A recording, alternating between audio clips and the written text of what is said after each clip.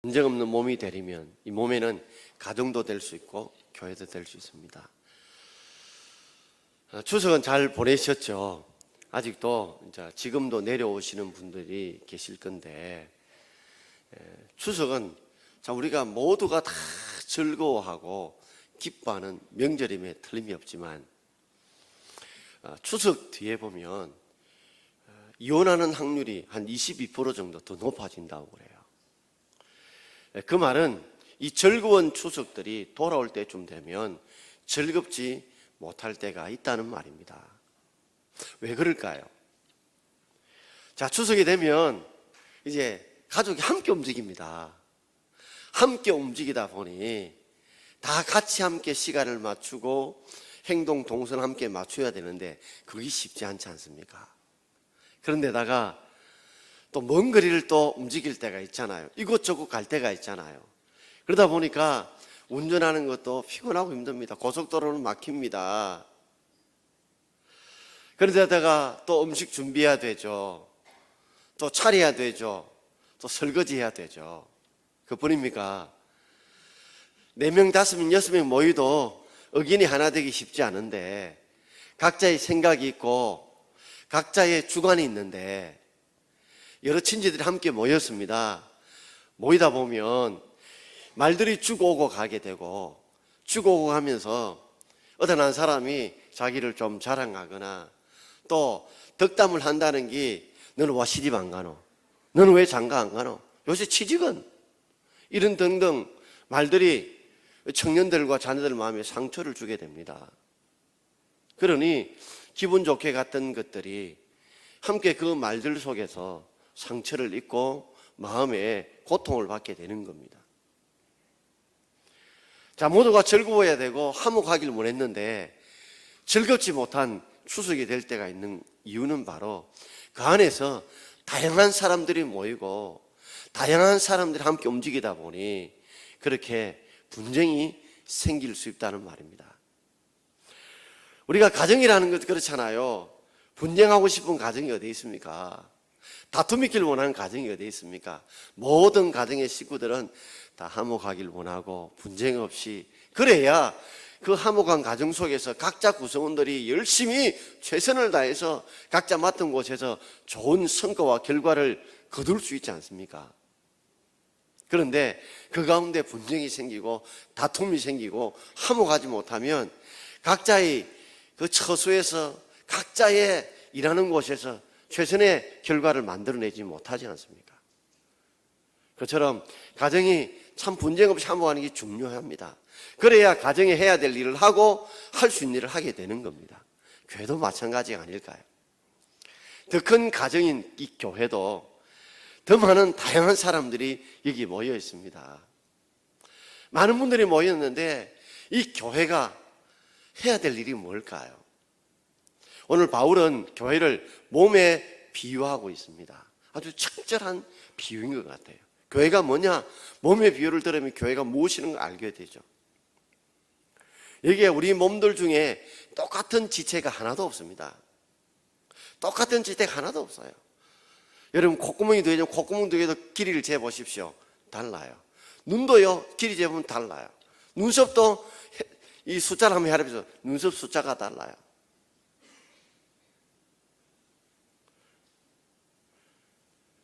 우리의 삶들 보면 이 다양한 사람들이 모여 있어요. 이 다양한 사람들이 모여 있다 보면 다양성 속에서 조화를 이루게 된다면 그것은 정말로 큰 일을 이루어낼 수 있죠. 그러나 다양하기 때문에 다를 수 있습니다. 다른 것 때문에 다툼이 발생하게 되고 다르기 때문에 서로 간에 상처를 주고 받을 수 있다는 겁니다. 오늘 12절 말씀을 한번 읽어볼까요? 12절입니다. 몸은 하나인데 많은 지체가 있고 몸의 지체가 많으나 한 몸과 같이 그리스도도 그러하니라. 몸은 하나이되 지체는 많다. 뒤집어놓고 없습니다. 몸의 지체는 많다. 그리고 몸은 한 몸이다. 두 번 강조하고 있죠. 그렇습니다. 우리 몸은 하나지만 몸에 있는 지체는 많습니다. 다양합니다. 그리스도도 그러하다. 바로 우리는 여기에 다 지체와 같은 사람들이에요. 다 지체와 같은 사람들이에요. 그래서 다 다릅니다. 생긴 얼굴도 다르고요, 성씨도 다르고, 그리고 살아온 배경도 다르고, 그들의 성격도 다르고, 가진 것도, 배운 것도, 그리고 생각하는 것도 다 달라요. 이 다른 사람들이 다른 지체가 모여있는데 우리는 다 어디에 붙어 있습니까? 그리스도라고 하는 이 몸에 붙어 있어요. 각자가 다르지만 한 몸 대신 그리스도에 다 붙어 있는 지체들이란 말입니다. 그러므로 우리는 다르지만 그리스도라는 예수 그리스도를 구주로 믿는 그것 때문에 우리는 한 가족입니다. 여기 있는 모든 분들은 얼굴도 이름도 그리고 생각도 그리고 살아온 가정은 다 다르지만 다 예수님을 나의 구세주로, 내가 죄인된 나를 위해서 예수님이 십자가에 피 흘려 죽어주셨다고 하는 그 하나의 신앙 고백, 하나의 믿음 속에서 우리는 이렇게 모인 것입니다. 그래서 예수 안에 우리가 한 가족이 된 거예요. 자, 다양하기 때문에 우리는요, 큰 일을 또 이루어낼 수 있습니다. 여러분 한번 보세요. 손가락이요, 이 5개가요, 특별히 이 4개의 손가락이 길이가 다 다르죠. 혹시 똑같은 분 계십니까? 제가 알기로는 아직 같은 분을 한 번도 못 봤어요. 다르지만 요걸요, 딱 오므려 보십시오. 이상하게 마디를 어떻게 하나님께서 만드신지 모든 사람들이 딱 접으면요, 이게 또 하나가 되어 있습니다. 여러분 손가락 4개가 똑같은 길이라면요, 우리는 굉장히 불편할 거예요. 그런데 손가락 길이가 다 다르기 때문에 다양한 일을 할 수 있고 또 뭉쳐지기 때문에, 그죠? 또 우리가 또 일을 하나 할 수 있는 거예요. 그러니까 마디를 하나님이 기가 막히게 어떻게 구워서 딱 이렇게 하나로 이렇게 잡히도록 해놓았어요. 다양성 속에서 하나가 되어지면 큰 일을 이룰 수 있습니다. 그러나 다양하기 때문에 서로 마음이 안 맞을 수 있어요. 생각이 다를 수가 있어요. 그렇기 때문에 분쟁이나 다툼이 일어날 수 있다는 말이에요. 자, 오늘 우리 찬양대 은혜로운 찬양을 해주셨습니다. 저는 독창보다 합창이 훨씬 아름답고 더 감동이 있는 것 같아요. 그런데 이 합창에는 소프라노, 알토, 테너, 베이스 4파트가, 그죠? 각자의 다른 소리를 냅니다. 그 다른 소리를 통해서 하나로 모아져서 화음을 이루어서 우리 귀에 아주 듣기 좋은 소리로, 감동적인 소리로 들려요. 그런데 우리가 박자도 좀 무시하고 또 세기도 무시하고 이래 부르다 보면 이거는 합창이 뭐가 되냐면 소음이 될 때가 있어요. 은혜가 안 될 때가 있다는 말이에요.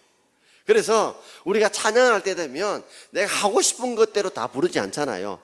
뇌를 조금 줄여서 전체의 소리를 귀를 기울여서 그 화합이 될 수 있도록 만들므로 아름다운 화음을 이루어서 합창을 통해 주는 은혜와 감동을 우리가 받는 겁니다. 그러니까 다양하지만은 다양히 조화를 이루면 이만큼 아름다운 소리를 내서 우리 은혜가 되는 반면에, 만약에 독창하는 사람은요, 좀 박자를 무시하고 좀 이렇게 하더라도 별 티가 안 나거든요. 다양하기 때문에 분쟁이 날 수 있고, 분쟁만 없다면 이 다양성 속에서 우리는 정말 아름다운 소리를 내고 많은 일들을, 많은 은혜로운 소리를 우리에게 끼칠 수 있는 겁니다. 자, 오늘 그래서 25절에 이렇게 말씀하고 있죠. 같이 읽어봅시다. 몸 가운데 분쟁이 없고. 자, 몸이라고 하는 작은 몸은 우리 가정이라고 보면 돼요. 자, 큰 몸은 교회입니다. 그런데 가정이나 교회나 이 몸 된 것이 뭐가 가장 문제냐? 분쟁이 문제예요. 분쟁이. 다양하기 때문에 분쟁이 생길 수 있다는 거예요. 어떻게 하면 분쟁이 없이 가정과 교회가 합병하면서 가정에서 구성원들이 해야 될 일을 잘하고, 교회는 교회에 할 일이 뭐예요? 바로 복음 전하고 성교하고 전도하고 많은 사람들을 사랑하고 교제하고 구제하고 베풀고 나누는 세상의 빛과 소금 된 일을 잘 감당해야 되지 않겠습니까? 그러려면 몸이 뭐요? 각자의 역할을 잘해서, 그죠? 그래서 이 몸을 가지고서 우리가 해야 될 사명을 감당할 수 있지 않겠습니까? 자, 그렇다면 오늘 우리가 분쟁 없는 몸이 되려면 어떻게 해야 될지 한 3가지로 생각해 보려고 합니다. 특별히 오늘 이 말씀은 교회만 주는 말씀이 아니라 가정에 주는 말씀이에요. 이 말씀은 누가 들으라는 말씀이 아니라 내가 들어야 될 말씀으로 오늘 받아들이면 좋겠습니다. 자, 첫 번째로 몸의 지체들은 예수님의 지배를 반드시 받아야 합니다. 오늘 13절 말씀 함께 읽겠습니다. 우리가 유대인이나 헬라인이나 종이나 자유자나 다한 성령으로 세례를 받아 한 몸이 되었고 또 다한 성령을 마시게 하셨느니라. 자, 교회 안에는 당시에 유대인도 있었고 헬라인도 있었고 종도 있었고 자유자도 있었어요. 다양한 계층에 다양한 사람들이 모여 있는 곳, 그것이 교회입니다. 자, 그런데 이 모든 사람들이 다양한 사람들이 모여 있지만 그들은 하나입니다. 어떻게 해요? 다 한 성령으로 세례를 받아서 한 몸이 되었다.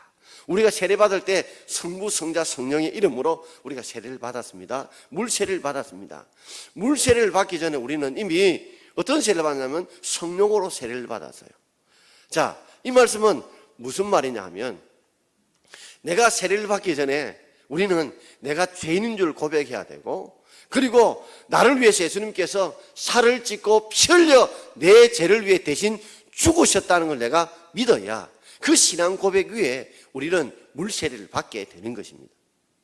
그렇다면 우리 모든 사람들이 내가 믿고 싶다고 내가 예수님이 나를 위해 십자가 죽으셨다는 것을 믿고 싶다고 믿어집니까? 성령 하나님께서 우리 속에 들어오셔서 바로 내가 죄인인 것을 깨닫게 해주셔야 되고 또 예수님께서 나를 위해 살을 찢고 피 흘려 죽으셨다는 것을 믿게 해 주셔야 우리가 믿는 줄 믿습니다. 우리는 자동이 아니에요. 수동이에요.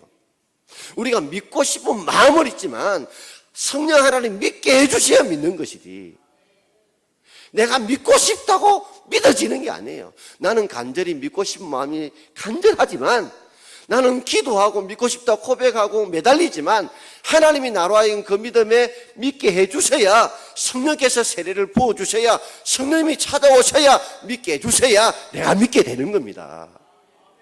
이것이 바로 성령으로 내가 믿게 해주시는 세례를 받음으로 우리가 다 예수를 구주로 고백해서 이제 여기 있는 모든 분들은 생긴 모습이나 상황이나 행편이나 다 처지가 달라도 우리는 예수를 구주로 고백하는 예수가 나의 구세주임을 고백하고 하나님 우리 아버지임을 고백하고 우리가 성령이 살아계심을 믿는 그 고백 속에 우리가 여기에 모인 줄 믿습니다.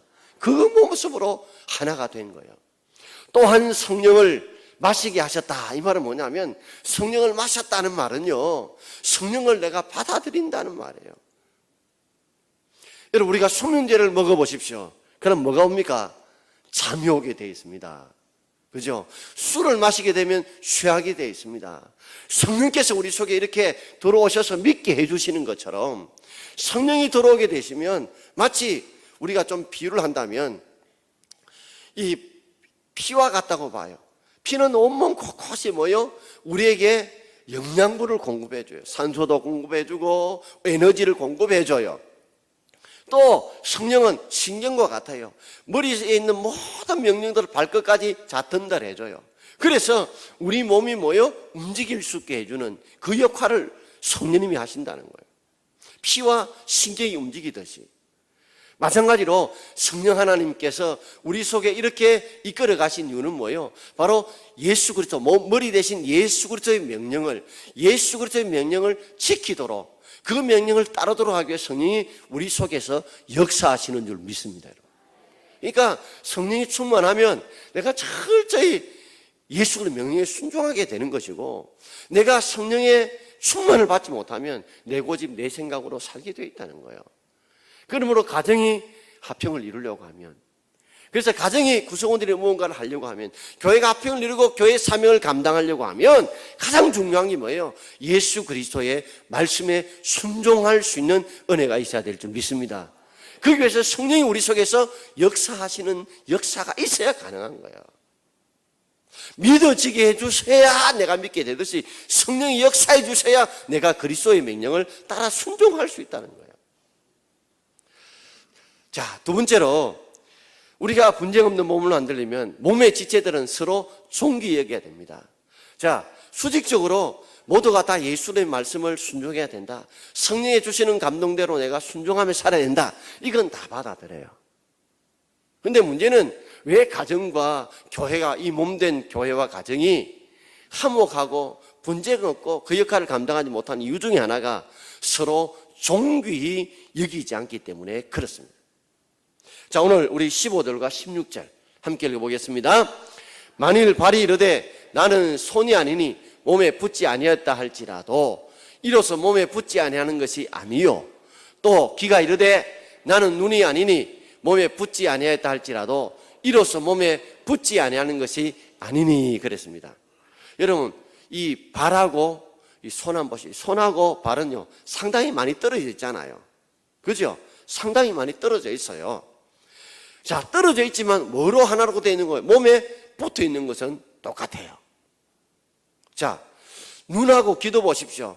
요 눈하고 귀는 얼마 안 떨어져 있어요. 그 떨어져 있어요. 그러나 뭐예요? 몸에 붙어 있어요. 자, 이 말은 무슨 말이냐면 우리 각자는 다 떨어져 있는 것 같지만 예수 그리스도라는 그분을 통해서 다 붙어 있다는 존재예요. 이 말은 조금 더 나아가서 말한다면 여기 있는 모든 분들은 다 우리가 다 그리스도의 식구요 가족이라는 거예요. 다 붙어 있어야 될 존재들이라는 거예요. 그것을 좀 더 설명을 하는데, 자, 기능의 차이가 있는데 17절과 18절 우리 함께 읽겠습니다. 만일 온몸이 눈이면 듣는 곳은 어디며 온몸이 듣는 곳이면 냄새 맡는 곳은 어디냐. 그러나 이제 하나님이 그 원하시는 대로 지체를 각각 몸에 두셨으니. 자, 몸에 지체들이 다 있어요.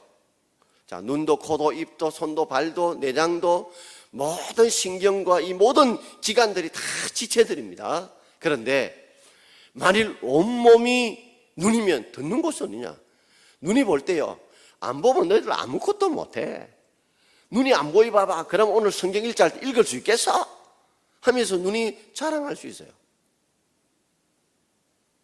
그러면 듣는 곳은 어디냐? 그러면 귀가 그럽니다. 아니, 그래, 눈이 실컷 잘 본다고 해봐. 그러면 무엇을 읽자 하는 소리를 갖다 못 들으면 너 눈이 아무리 있어도 소용없어. 이렇게 또 귀가 잘났다고 이야기할 수 있다는 거예요. 그러자 냄새 맡는 곳이 무슨 소리 하노? 여기에 너희들이 좋지 않는 이 독가스를 만약에 여기 했다 봐. 그러면 너희들 성경 읽다가 성경 말씀 듣다가 죽어. 냄새 맡는 코의 기능이 있어야 돼. 그럼 코가 또 잘났다고 이야기하네요. 이처럼 사람은 자신들이 다 잘났다고 자기 똑똑한 맛에 자기 잘난 맛에 살다는 말이 있지 않습니까? 그런데 하나님이 그 원하시는 대로 지체를 각각 몸에 두셨어요. 하나님이 오늘 여기 있는 모든 성도를 불러주신 것은 하나님이 그 원하시는 대로 부르신 줄 믿습니다. 내가 예수 믿고 싶어서 믿은 것이 아니라 하나님이 원하셔서 사랑하셔서 여러분을 예수 믿게 하시고 하나님께서 여러분을 사랑하셔서 이 동막교회에 모든 성도를 불러주셨다는 걸 잊지 말아야 돼요. 혹 보게 되면 여기 어르신들도 계시고 여기에 몸이 불편한 분도 계시고 사는 게 빡빡하고 힘든 분도 계세요. 장애를 가진 분도 계세요. 그러나 하나님이 그 원하시는 대로 우리를 다 부르신 거예요. 동막교회 안에 한 사람도 여기에 필요 없는 사람, 쓸데없는 분이 한 분도 없다는 거예요. 그 사실 오늘 21절에 이렇게 설명하고 있죠. 자, 21절 같이 읽읍시다. 눈이 손들어 내가 너를 쓸데없다 하거나 또한 머리가 발들어 내가 너를 쓸데없다 하지 못하리라. 어느 하나도 쓸데없는 기능이 없어요. 다 모든 기능들이 다 있어야 되고 다 쓸모가 있다는 말이에요. 간혹 가다가 한 번쯤 쓰이는 기능같이 보여도 우리가 예상하지 못하는 기능같이 보여도 필요 없는 것, 쓸데없는 것은 하나의 기능도 없다는 거예요. 마찬가지로 교회 보시면 어떤 분이 그럽니다. 목사님, 내가 늙었어. 아무것도 할 수 없는데 내 같은 것이 아무 쓸모없는 것이 천만의 만만의 말씀입니다. 여기 하나님이 보실 때 어느 분든지 쓸모없는 사람, 쓸데없는 분이 한 분도 없다는 거예요. 여러분, 이 말씀을 하나님 말씀으로 받아들일 수 있기를 바랍니다. 내가 무엇 한다고, 내 같은 것이 뭘 한다고 그렇게 생각하지 마십시오. 하나님이 각각 원하시듯 우리를 부르셨어요. 다 쓸모가 있어서 부르신 거예요. 쓸모없는 분이 한 분도 없어요. 제가 이전에 부교육자로 있을 때에 그때 한 장로님께서 오랜 병환으로 병석에 누워 계셨어요. 그래서 교회를 나오지 못했어요. 그래서 장로님 중에 몇몇 분이 또 다른 분들이 저렇게 병석에 오래 계시는 교회도 잘 못 나오시는 장로님 사표 받자. 사표 받아야 된다. 그런 말씀하셨어요. 근데 담임 목사님께서 끝끝내 그 사표를 받지 않으셨어요. 뭐라고 하셨냐면, 아니 그분이 안 온다고 해서 당회가 안 됩니까? 교회가 안 됩니까? 아파서 못 나오는데. 이제 그분이 몇 년이 지나서 교회를 나오게 되셨어요. 휠체어를 타고 나오게 되는데, 그때 당에서 굉장히 중요한 안건을 다루게 되었어요. 어쩔 수 없이 표로 대결하게 되었어요. 근데 딱 한 표 차이로 그 일이 성사가 되었어요. 누가 표를 찍었을까요? 휠체어를 찍고 오신 그분이 그 표를 던진 거예요. 나중에 제가 담임 목사님을 통해 들은 것은, 많은 분들이 내 자신을 봐도 내가 몇 년 동안 교회 제대로 나가지 못하는데 내가 그만두어야 됐다는 생각은 있는데, 그래도 내가 빨리 일어서서 교회 가서 내가 당회에 나가야 됐다는 간절한 희망을 가지고 있었다는 거예요. 교인 보기도 미안치만. 근데 이 몸이 회복되어서 그때 목사님이 자기를 생각해 주는 그 마음이 너무 고마웠어요. 그 마음이 너무 고마웠어요.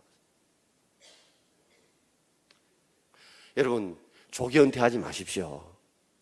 충분히 여러분께서 사역하실 수 있는 거 하십시오. 내 같은 게 절대 그렇게 생각하지 마십시오. 구간이 명간이라 합니다. 함께 있기만 해줘도, 참석해 주기만 해도, 함께 기도만 해줘도 큰 힘이 된다는 거예요.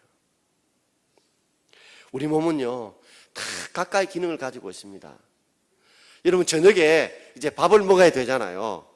먹게 되면 막 아이들 어떤 컴퓨터 있거나 텔레비 본다고 생각해봐요. 그러면 엄마가 밥 먹어라 이렇게 불러요. 그러면 귀가 일단 들어줘야 돼요. 귀가 안 들리면 밥 먹으러 못 가요. 맨날 밥 먹는 거 쳐다보고 있을 겁니까? 그러면 뭐요? 눈이 쳐다봐야 돼요. 발이 움직여줘야 돼요. 그리고 뭐요? 거기서 무릎이 굽혀져서 앉아줘야 돼요. 손이 뭐요? 박숟가락을 통해서 밥을 이렇게 퍼야 돼요. 입이 벌려줘야 돼요. 그리고 이 치아가 씹어줘야 돼요. 침샘이 나와야 돼요. 목젖이 당겨줘야 돼요. 내장이 소화를 해줘야 돼요. 그래서 소화가 잘 돼줘야 에너지로 바뀌어서 일을 할 수 있는 거예요. 모든 기능이 다 서로 연합해서 일을 이루어가도록 하나님 만들어 놓으신 거예요. 하나님 왜 교회에 다양한 분들을 이렇게 예수 믿게 하셨느냐? 그 다양성 속에 다 각자의 해야 될 일이 있고, 그 각자 일을 감당할 때에 그때 더 큰 일을 이룰 수 있기 때문에 이 다양한 분들을 하나님께서 여러분을 다 예수 믿도록 부르신 거예요. 자, 그런데 더 놀라운 사실은, 더 충격적인 사실은 바로 22절부터 24절에 있습니다. 자, 우리 힘주어 한번 읽어봅시다. 그뿐 아니라 더 약하게 보이는 몸의 지체가 도리어 요긴하고, 우리가 몸에 덜 귀히 여기는 그것들을 더욱 귀한 것들로 입혀주며, 우리의 아름답지 못한 지체는 더욱 아름다운 것으로 얻느니라. 그런즉 우리의 아름다운 지체는 그럴 필요가 없느니라. 오직 하나님이 몸을 고르게 하여 부족한 지체에게 기중함을 더하사. 자, 22절, 23절, 24절에 네 번에 걸쳐서 계속 반복되는 이야기가 나와요. 한번 보세요.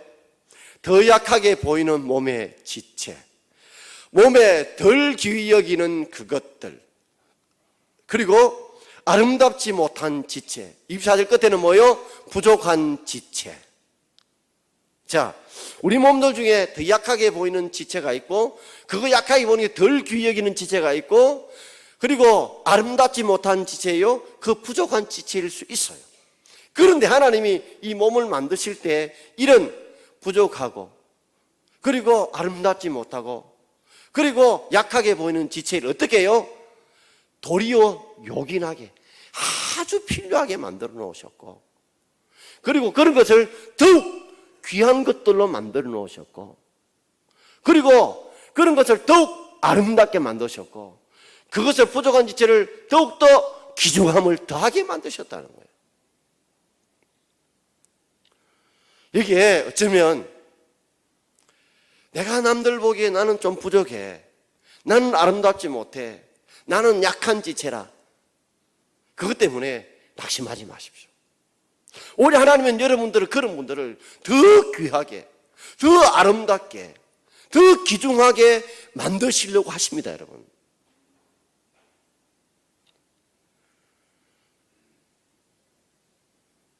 세상에 병들고 장애가 있고 배우지 못하고 어려움받는 아들과 딸이 있다고 생각해 보세요.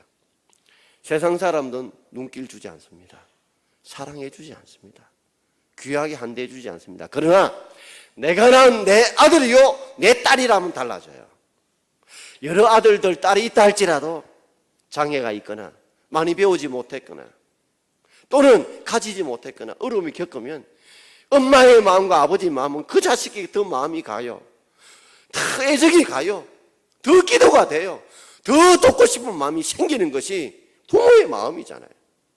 하나님도 마찬가지예요. 하나님의 자녀들 중에 아름답지 못하고 그리고 더 약해 보이고 부족해 보이는 그 지체에게 하나님은 더 관심을 많이 가지고 더 사랑하신다는 거예요. 어쩌면 23절에 우리의 아름다운 지체는 그럴 필요가 없다. 아름다운 지체들은 그냥 두시지만 내가 더 가지고 더 누리고 더 잘생기고 더 배우고 그러면 어쩌면 하나님이 그에게 더 큰 사랑을 베풀어 주지 않을 수도 있어요.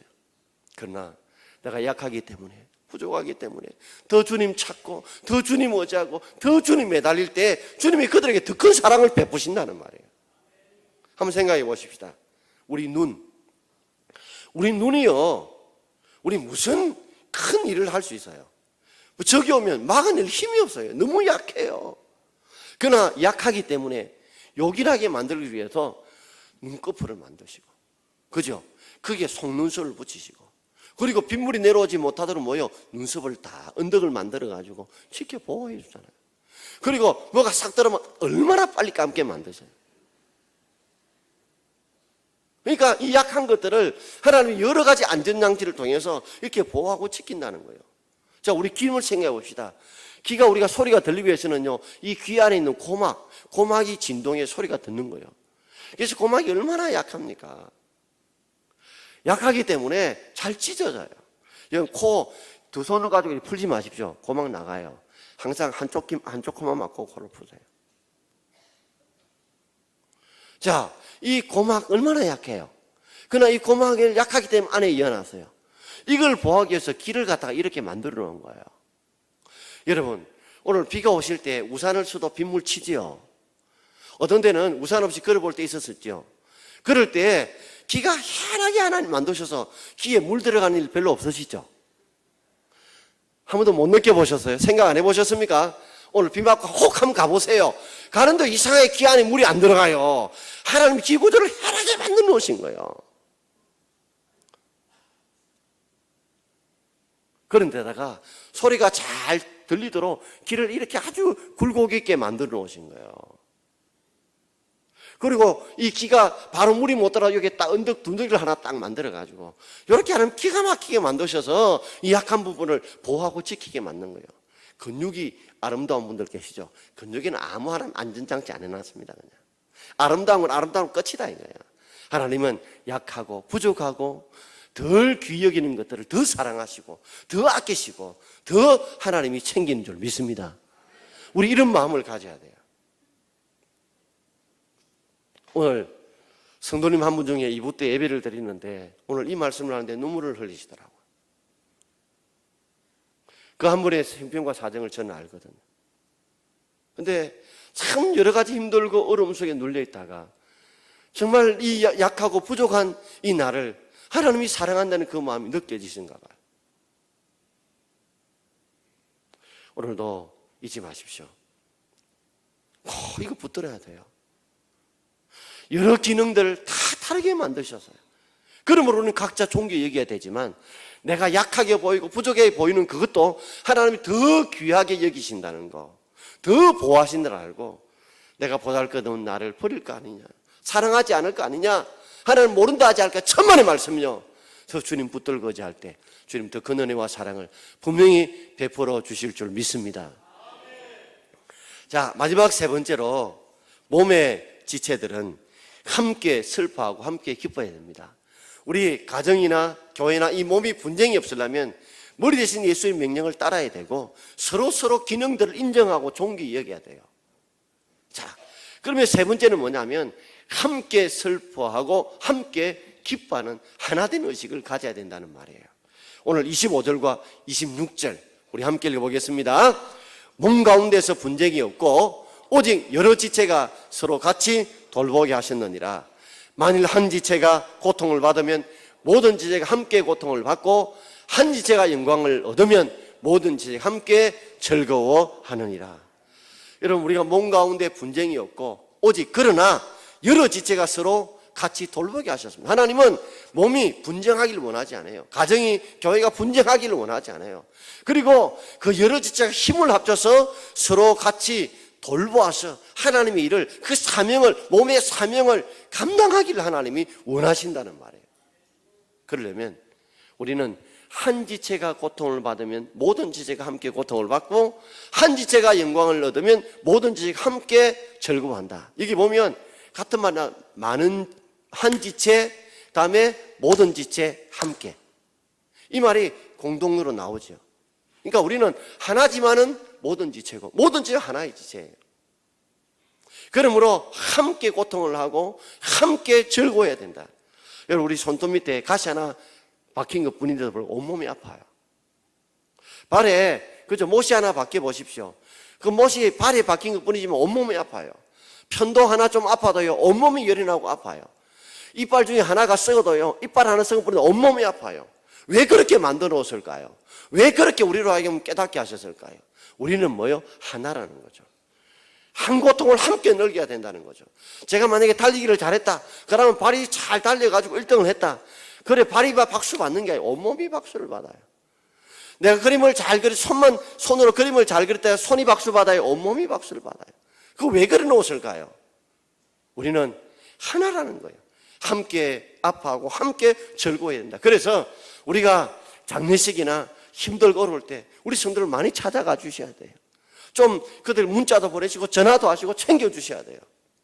그리고 결혼식이나 좀 즐거운 일이 있으면 사촌이 땅을 사도 배 아플 수 있지만 우리가 그런 것을 더 기뻐하고 더 즐거워하고 더 박수 보내주고 더 격려해 줄 수 있는 그런 마음들이 있어야 돼요.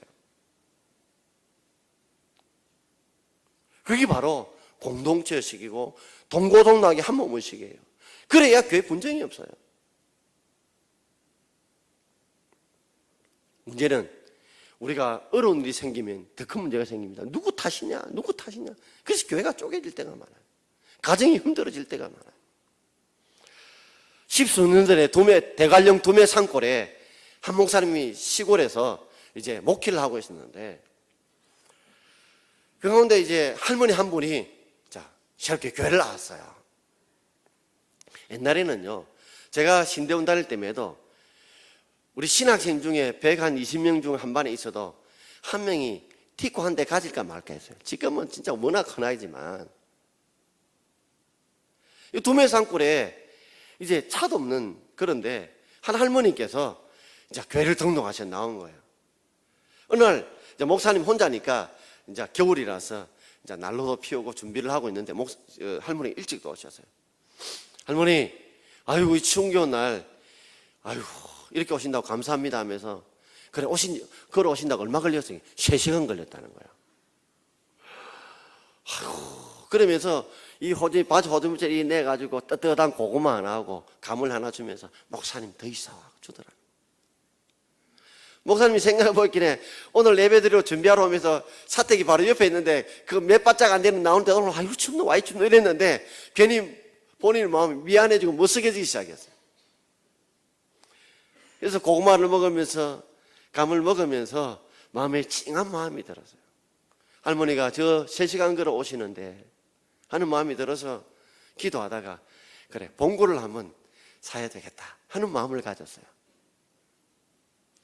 그래서 혹시라도 목사님 자신이 봉고가 필요해서 자꾸에 발생하는 이런 마음의 부담감 때문에 말 못하고 기도하다가 한 분 장로님이 계셔서 이야기를 하니까 장로님도 아유 좋지요 하고 말은 하는데 표정이 좀 그래요. 돈이 들어가야 되니까. 그래서 여러 이제 중직들, 권사님들하고 집사님들 모아서 이야기를 하게 되었어요. 그래서 목사님 말씀을 따라서 봉고를 구입하기로 해요. 돈이 없으니까 할부로. 근데 하필 그해 가을에 농사가 잘 된 거예요. 그러니까 이분들이 자신이 농사를 좀 된 걸 가지고 돈을 조금 가지고 있는 것이 있었는가 봐요. 그래 막 기쁨을 헌금을 하다 보니까 할부를 안 하고 그냥 현금으로 이 차를 봉고를 사게 되었어요. 그러자 평소에 교회 안 나온 분들도 차 타는 재미로 교회 나오게 된 거예요.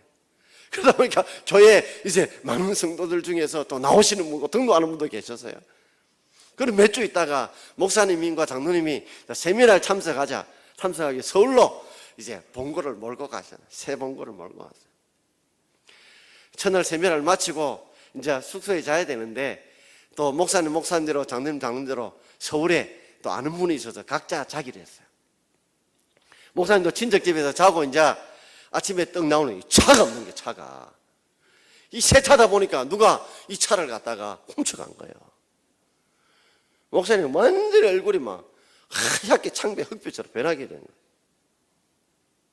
장로님과 만나는 장소에 갔습니다. 목사님이 고개를 못 들어 고개를 숙이는데 목사님 왜 그러십니까? 물었더니 목사님이 말하기를 오늘 차를 도난당했다. 장로도 얼마나 놀랬겠어요. 그 시골에 얼마나 모든 걸 쏟아가지고 봉고한테 샀는데.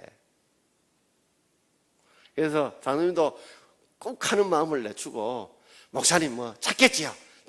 일단 아침부터 먹읍시다. 그래서 아침을 먹고 돌아오는 발걸음이 이제 세미나 마치고 돌아오는 발걸음이 그렇게 무거운 거예요. 장로님은 이래도 그저 상황을 아니까 이해해 준다지만 성도들이 피와 땀으로 헌금했던 이거 성도들에게 무슨 말을 할까 막 두렵고 떨리는 마음 거예요.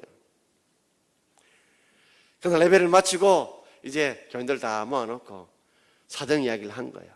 그리고 목사님이 90도 폴드 인사로 하면서 정말 제가 죽을 죄를 졌다고 용서해달라고. 이 성도들 표정이 안 좋아요. 그런데 그중에 연세 많으신 권사님이 다 설독이 나면서 목사님 그게 와 목사님 잘못입니까? 목사님이 서울 가서 우리가 기도 안 한 우리 잘못이 더 큽니다. 하면서 막 핏대를 올리면서 다 우리 잘못이지 우리가 기도 안 해서 그렇지 목사님 잘못은 아닙니다.